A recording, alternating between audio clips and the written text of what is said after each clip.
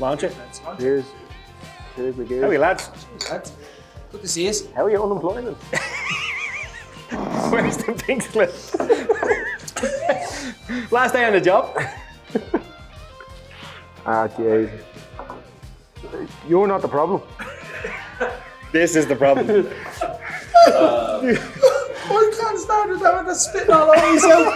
Don't edit that out. Don't edit that out. It's a great start. Here's the unemployment. How are you fixed? Who knows us? No one. Oh, you go. We're Brendan's lackeys.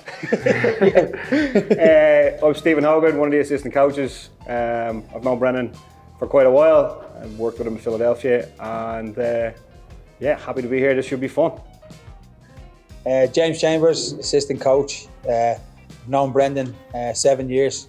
Stephen a little bit longer, and Al probably about 25 minutes.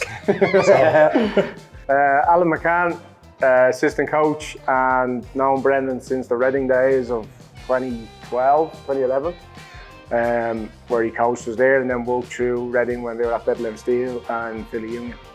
Where are you guys from? Dublin. Australia. Ireland.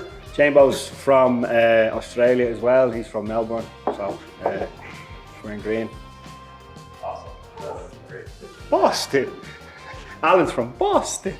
How'd you say it? Boston. Boston. I butchered that. We're all Dubs. We're all from Dublin. Good recovery. I'm from Baldoyle, about 10 minutes away from where Steve-O grew up, and about 12 minutes from where Alan grew up. So we're all quite close to each other, yeah. And do you guys know each other in Ireland? It's not that small, Axel. Shake, man. That one, no, me. I knew Chambo, obviously he played over there, he was a professional. I knew him, he's very close to my little brother. So just through the game I knew Chambo. We played once together? We played one game together. We played one game together before I actually moved to the States with a team in Dublin. So that was that. And then I only knew Al through, obviously, connections through the college game, and brought him up to where I was working in college in upstate New York. And that's where it all started. For me anyway, with these two. But it turned out his family lived around the corner from my mum and dad's house. Yeah. Like literally a minute. You So said Ireland wasn't that small. He's actually done you there. He's actually done them he's a there. liar, don't listen. But yeah, it is small. And then when we came over, Hogan coached me in New York. And kept my mental health sane those 2 years. I didn't keep his mental health sane at all. I drove him mad. But it was it's good. I knew Chamber because of obviously him playing at Pats and where else you play, Rovers and everywhere at home in Ireland. So he, like everyone in the football community in Dublin's small, in Ireland's small. So you'd know of him. He'd be on the newspapers and all. He's mad famous. Look at him there. He looks lovely.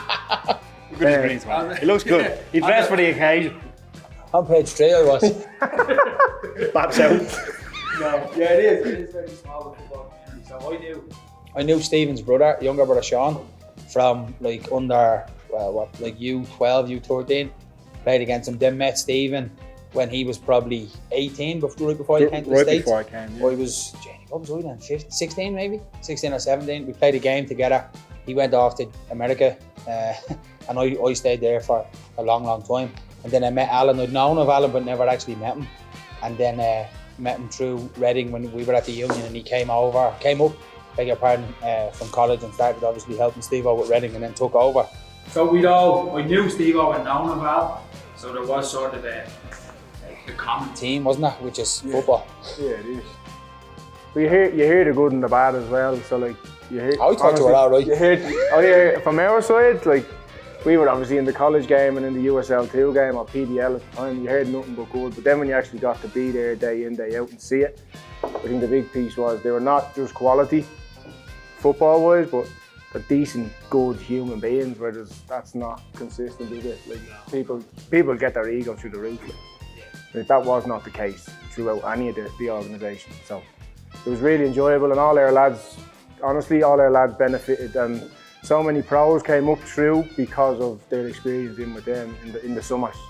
So it was great, and a few lads hung on, didn't they, and signed, like Zandy signed, and a lot more have gone on and signed in other clubs.